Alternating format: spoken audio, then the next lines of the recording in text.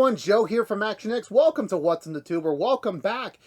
If this is your 5th Matlock Season 2 episode review, hope you're doing well, hope you're staying safe out there in the big old world. I do apologize for this lengthy delay in Matlock content. We are just playing catch up.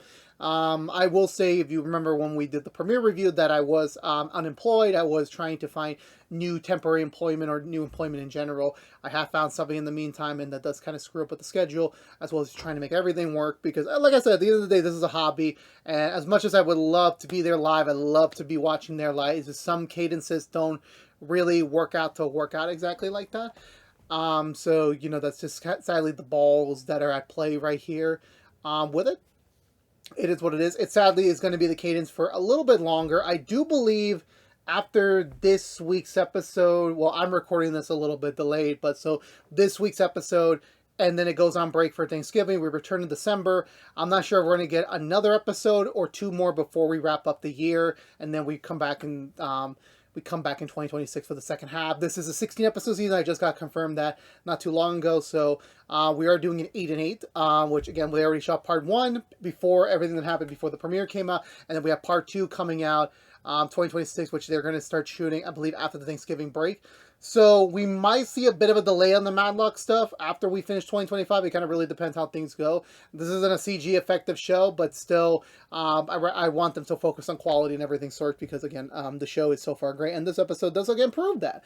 As this episode kind of focuses back down on just really a check-in. This is the episode 5 check-in, you know, always, you know, I think I just lived in the era of the CW where, like, the first 5 episodes are just the crucial episodes. These are the ones that you are really the most cynical to. Obviously, the premiere is, you know, one thing, but, you know, staying tuned for the first 5 episodes, that kind of sets the tone for the rest of the season, hopefully. And then there have been examples where that got off the rails before, like, I won't point any names, Arrow and Flash Season 4, but no, with that, it's just, that's kind of like just the cadence of where we are at right now with all of that. That's just kind of like the remaining standpoints on that one. And with this one particularly, you know, so far I've been very pleased with it. I don't think quite it's reaching up to Season 1 yet, only because Season 1 just set the bar so damn high that you need some really big finishes for that Season 2 familiarity. And, you know, people always say Season 2 is not always the best of Season 1, but so far I feel like the quality is just there. And this episode, again, like, really doubling down on the fact of, you know, this is the tone of Season 2. This is the tone of it. And, you know, we're starting to get more layers. We're starting to get things a little bit more unraveled, which, again, finishing up that Season 1, Season 2 mindset is, like, that's kind of where we're at right now. So with all that being said, yeah, so I'm just, you know, this episode was great in terms of, like, you know, layering out more of the story, layering out more of what we need to know right now. And of course, obviously by the end of the episode, kind of feels like, you know, there's a nice break point. Like, you know, if we were going to take a month off, this kind of feels like it. And I think that's just a way to do it from a live perspective, from a bench perspective. It still kind of works as May as, like, you know, this is where things are at right now. This is where things are at, and we kind of have no choice but to kind of proceed forward with that logic. But with that being said, let's go through the Butcher recap and talk about this week's episode of Matlock. So we begin, I believe, quite frankly, I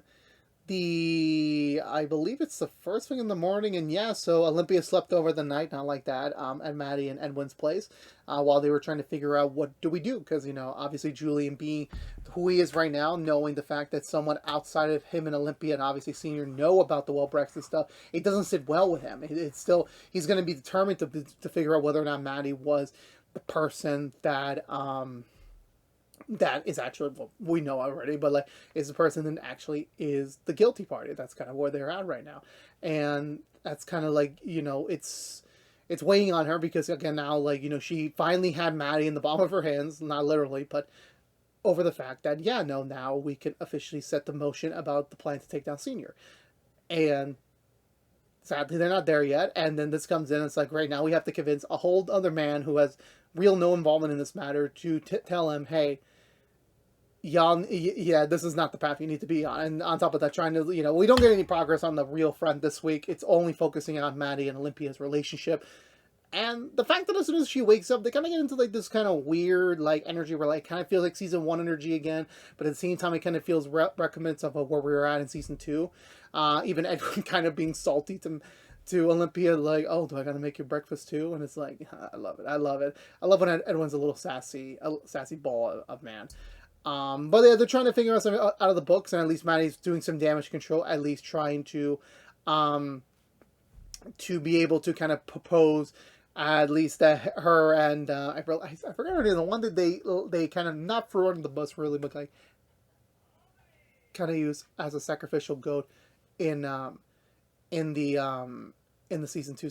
So yeah, so from there I believe we pick things up with Maddie saying that the text message. This kind of begins the ball of like trying to throw Julian off the scent just in case in the future, and Olympia and her already focusing on the next case, which I'm just like, the way I will say this about Matlock is that the way they kind of like, obviously there's probably hundreds of cases they're working on. It just seems like every episode just happens to be, okay, we're focusing on this one case, we managed to get a great sweep going, okay, on to the next case, which I understand that's the nature of the business at a law firm, but I'm just like, you could have like, teased it up a little bit, because like, oh, we had this day for a few days, and like, y'all never mentioned it. Y'all, we had a whole panic attack last week, and like, y'all never mentioned once that, oh yeah, we have this guy, he's falsely accused of, potentially killing his paternal caregiver, and now he's up for renewal, and we're going to try and get him out of it. But no, that's the motion we play it there. So Olympia's kind of playing both sides. She's really on Maddie's side, but at the same time, she's trying to make sure her and Julian are kind of in a good place, so that when it really comes time for Julian to be used, then at least that will be where we're at right now at that point. So I believe from there we go over back to the law firm, where I believe we are immediately getting into the thing. Julian's now on board with their case, which again, it feels a little weird to have the whole like non-partner Wexham matter in the works here. It kind of feels like a different aside, so to speak, and as a result, it just feels a little bit more differently, so to speak, with that logic. From there, Julian does get involved in everything again, like weirdly, like having to play two sides of the coin, with like Olympia knowing, but then Maddie also knowing, but in a different perspective. So it's kind of like, it gives this very unique banter between the three of them. Like technically, Olympia is the only real one that is in like the full wheelhouse, because like we don't have Julian or Maddie spinning off into their own thing. Thank God, that'd just be way too confusing. So we get a little bit more matter into the actual case of the week. Sadly, I believe for Maddie's case, no, sorry, my brain is spiraling right now. I believe we go back over to the years ago, our defense for the week. So he had a previous representation that did not treat him very well and very properly, and he also just recently got disbarred for fraud and everything. So already when he probably took on his case, he didn't really like think outside the box here. He probably was there for an easy paycheck, and then he kind of knew it was going to go another way, but he got paid out of it. So from there, I believe, so that's why they're re-exploring it. They're just trying to find a way to like kind of, breach to the judge that like, hey, this kid, he's, just, it was a misunderstood situation. It doesn't exactly mean full-blown like, murder, but definitely it is something that is very concerning to the general public. That like, this man, was, he was caught in the bad time, at the worst time possible in his life. And that's the angle they're trying to pivot into. They go over, I think, straight to the judge on that notion. And, obviously Olympia's got this whole field ready, but sadly the prosecutor's like, oh, don't believe this sob story. Like, all this is like, we already know the story. We have the eyewitnesses. We have everything. So, hell, I'm willing to add even more to the record. And, that will 100% solidify that this man is the definite killer, and we should leave it as a sword. Which provokes Olympia to like go even further on having to do another angle at this sort of thing, to help him out, to try and like, we need to find anything under the bus to get this guy not thrown back into jail for an extended period of time. During all this, while Julian and Olympia are kind of like, again, like they just need to confirm if Maddie was in contact or still is in contact with the person that left the firm, they have to go through her phone. They have to find a way to get in there, getting her PIN number just to at least confirm the actuality of the matter. However, while this is all into Julian's brain, Senior's in his office, just wondering, hey, what you up to, kiddo? Like, it's been a bit since we had like a face to face. And Julian's, yeah, no, I'm just working on my resume, working on, just kind of putting myself out there again. It's kind of a thing, and just making sure everything's fine. And it's like, oh yeah, well, like, and then Senior points out the fact that, yeah, I know you got access to Brelman's, well, close enough, Brelman's laptop, and you searched up the Welbrexa files. So I'm like, so what are you doing, really? This is a closed matter. I mean, she was just a faker. I had nothing really much to show for besides allegations without real basis. She's an NDA ex-employee. So what are you doing digging up old schwims? And he's like, well, I mean, I'm just making sure there wasn't another entity, another person out there that might know about the Welbrexa documents. And Senior's like, what Welbrexa? What you talking about? So my bro, you can even confirm to your own son, like, just the playful. I just want to see Senior just confess to everything. I really wish we get to that moment this season, because it's just something that I kind of need to see this guy's face. He's always so cocky, always in control. He may not be the villain, but he definitely is the antagonist, and he definitely is just trying to maintain his POV on the situation itself. But yeah, so then when we're at the courthouse, and this was before the actual court case, the court hearing itself, Maddie steps away to talk to someone, which I believe is their usual go-to data guy to try and falsify some data remotely. However, sadly, Julian, who had a hunch, follows her and overhears the data portion of it. And he's like, "Oh, what data are you talking about?" And Maddie just instantly says, "It's for my grandson. Got an assignment coming up. Needs a little bit of assistance on it, and that's just all they need." And he's like, oh, okay. Well, I noticed you leaving Brelman's office, when she got fired a couple weeks ago. So I'm just wondering, and she was an associate. She was turned out to be the mole of the leak. So if you did her a favor at the same time she got fired, wouldn't that be a little bit suspicious that you're in cahoots with her? And obviously Maddie, again, pretending to be like, oh, that's an accusation. Like, I was just there to pick up a photo of her dog before, look, because I'm pretty sure y'all would have just thrown everything out to the trash. And he's like, okay, prove it. And she's like, okay, well, here's my phone, the last text message, which confirms that me and her, our friendship's over. Leave it at that. And Julian's like, okay. I mean, it is what it is, and Olympia gets mad at Julian for going outside their boundaries. And thank God that Maddie already sent out that text earlier. There is at least some sort of chain of control over here. But of course, Julian's like, I don't know, a little bit fishy. But anyway, we go back to the case. That's when Julian, I believe, also I remember at the tail end of their original court hearing, he does bring up psychiatrists that might be able to kind of spur some memories, considering the fact if there's a person out there claiming that an incident occurred when the defense clearly doesn't know it as well, then it requires, maybe because it was a very stressful time, that his brain probably repressed the memories. And, Julian just claimed, and also hey, to the prosecutor, hey, you did the same thing in the case last year, so why are we now full of baloney if we're using your same tactics? And obviously, you don't want anyone else to use your tactics. It's your tactics for a reason.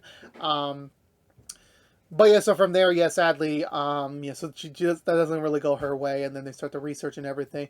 And also during the entire thing, I nearly forgot, Sarah has finally her own real conflicts to go through, as sadly her mom and her boyfriend are in town, and they want to visit the firm. They want to see Sarah in her office and her peoples, and Sarah's kind of embarrassed, as well as kind of not in the best place of mind with them, because of course when your parent does end up dating someone that isn't your other biological parent, it's kind of a weird thing, because as much as you're happy for your parent to find someone new, it's also in that same interval of well, I don't know you. I really don't. Obviously my parent, but I don't know you. I don't trust you, Especially this happened when, Sarah had a brief mention earlier this season where, when she left for college, her entire life changed, considering the fact that while she was away, her parents, divorced, and now here her mom is with her new man, and, and on top of that, the new man is going to Sarah and saying that, hey, so, I think it's time for me and your mom to finally get hitched, and I'm going to propose to her on this trip, and I just wanted to get your blessing. And and Sarah's like, great.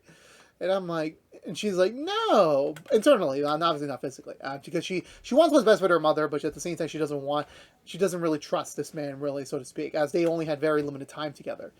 So that's just kind of weighing in on her during all of this, all this going on.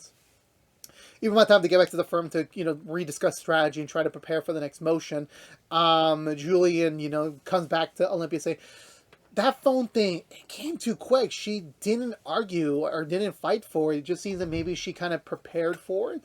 So perhaps it's better we try again. If she's sending it to the work phone, which is connected to her work laptop, then the messages should also be on the work laptop, which again was sent afterward, which I'm like, couldn't they just recognize? Like, I'm a little confused where this comes in, because obviously, the only thing Maddie's adding is just get away from me, goodbye. But obviously, if it was sent before the laptop was disconnected, so that would have easily just been her MO. But obviously, Maddie didn't even think about doing that at the time. So now it's just that's the problem.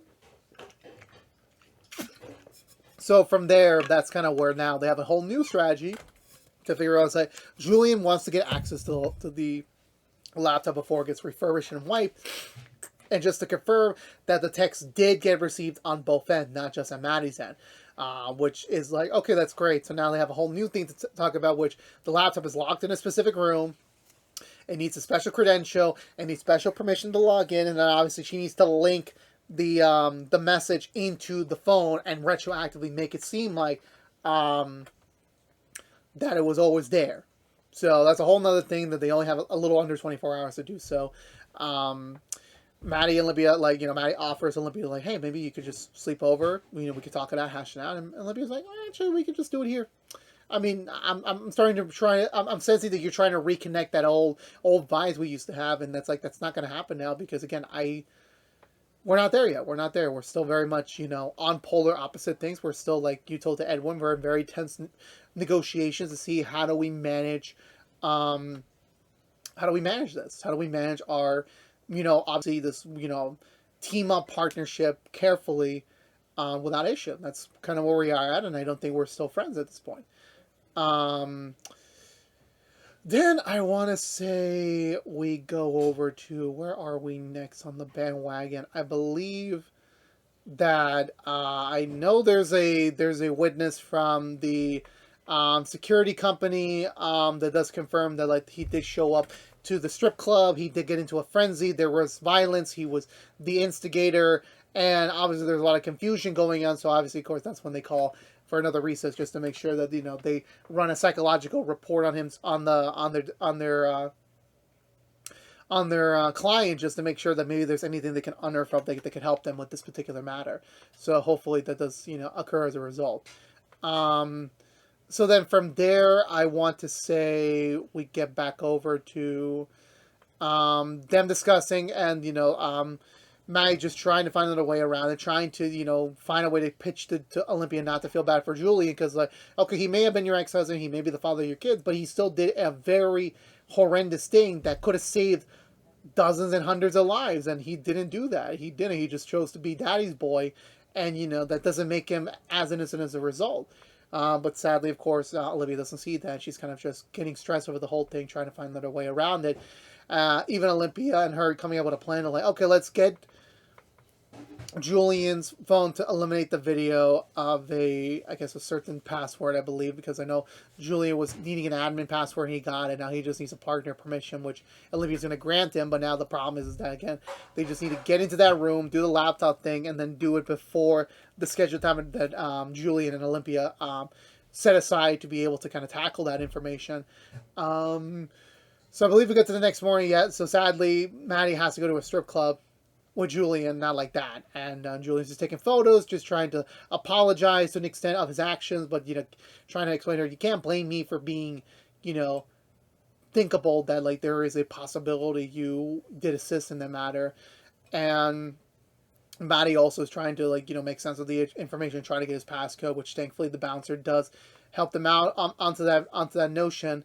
And, once they finally get inside to interview with the with the strippers, one stripper says like, "Oh no, yeah, he was wilding, he was like, coming all flailing, he broke my collarbone, like, like the man was a beast. He was just like out of control." And then the other stripper, the more wiser one, she's like, "Oh, that's not exactly what happened. The guy came in, of course, like wailing and yelling, but he didn't actually do anything harmfully. They were just trying to calm him down from an emotional standpoint." And that's when, this particular stripper wanting to get physically involved in the matter, trying to stop him, was, inadvertently pushed during the whole commotion. So he didn't directly hurt her. He just kind of inadvertently led to that. So that's two different things. And the second thing is that, there's a bit more context to this thing. So he's claiming he's looking for someone, but they couldn't find the person. And the timelines now don't even match up. So I'm like, brah, they were looking at the wrong damn person. But yeah, so, so from there, Julian decides to press onwards about it. And then Maddie goes to trying to get the phone so she can delete it. But sadly, she gets distracted when she notices a little girl by one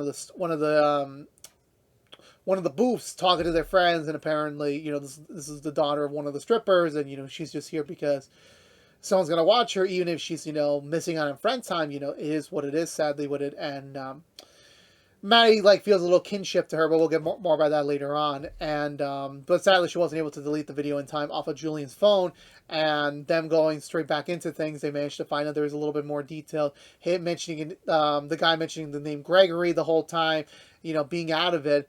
So it just creates all this confusion, and they're trying to figure it out. It's a possibility that this guy went to a hospital earlier on in the day, probably, because there's the St. Gregory's around the neighborhood that he lived at.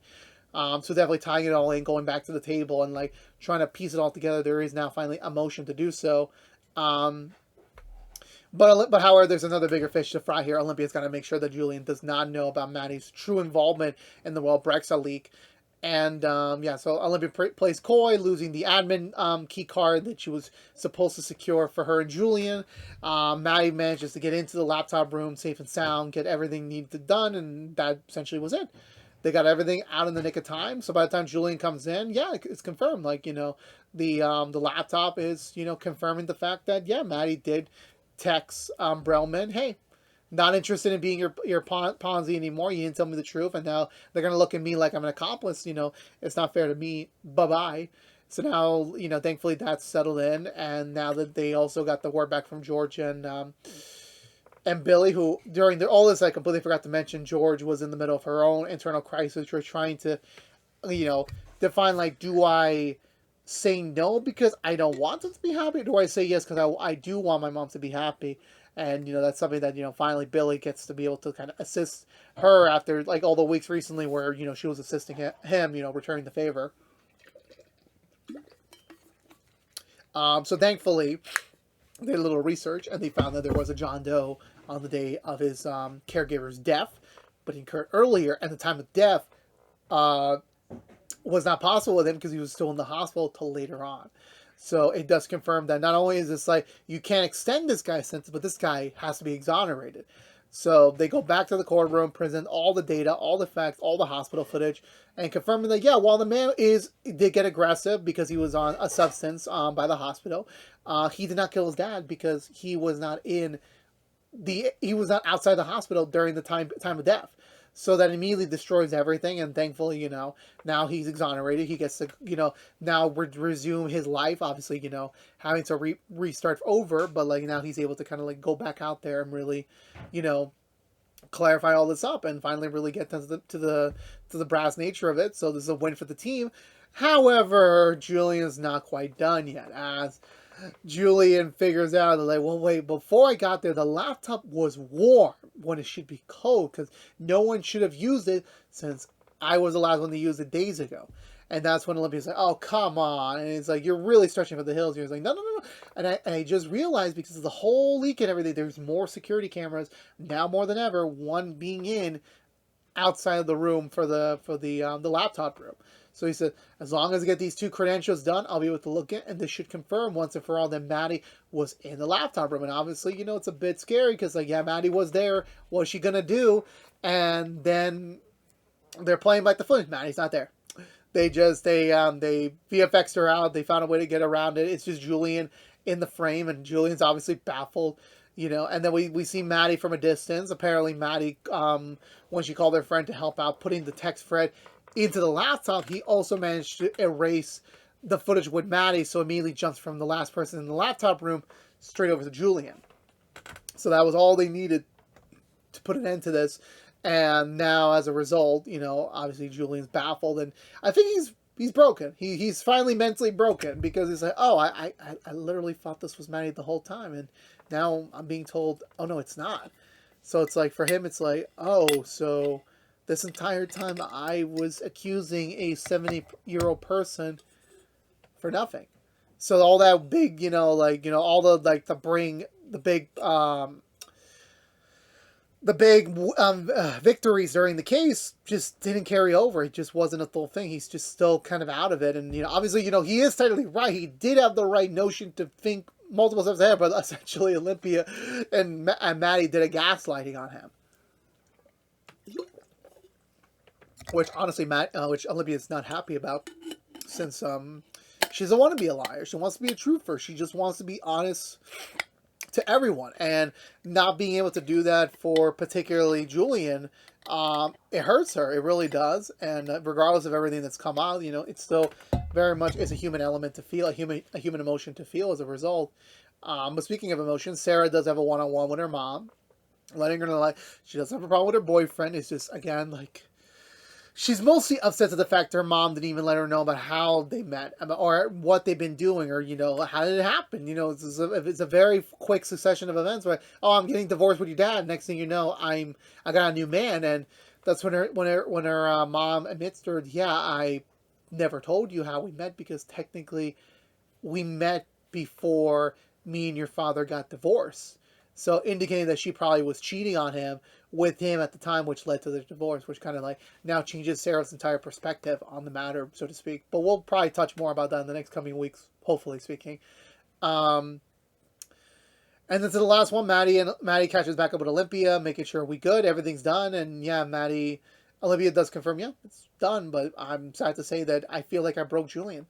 He was acting distraught. He was acting mentally destroyed. The fact that, you know, it feels like he probably was like following this paper cookie trail that wasn't going anywhere. And, you know, in the reality, no, there was a trail. It's just Olympia kept pushing them off the road. Now he's fully off the road, but not just from the path direction, but from a clear mental standpoint. And she doesn't feel happy about that. She doesn't. And she asked Maddie, like, does the lying ever stop? Does it ever get easier at the subconscious? And Maddie says, yes, but I don't think it's going to be the same case for you, because you care about people. You see things differently. I was molded like this over time to do what I have to do for the mission, for whatever I have to do. And Olympia, as much as she does something similar with the court cases, it's not the same thing as, you know, as before. So now, as a result, that's just kind of where they're standing at right now. And Olympia does point out to the fact, like, well, you were trying to kind of bring back how things were in the last year with us. But to be honest, I don't think I can trust you ever again. Like, everything could work out swimmingly from here, but it doesn't mean we can ever be friends again. We can never be trustful again, because you lied to me for a year. You broke the trust, and because Olympia was a very closed off person for a reason, you know, after Julian, after everything that's happened, like, she can't trust anyone. And the fact that the one person she thought she can truly trust lied to her for the better part of a year, like, it's something that she can't settle with. And, like, you know, maybe Maddie doesn't see it, but she is a liar, and she probably lost Olympia's trust forever, which leaves both of them emotionally, you know, devastated. The fact that we may never get to see the Golden Team fully back at it. You know, maybe they'll get moments, but, like, to ever get back to where they were before, it seemed like a long gone dream.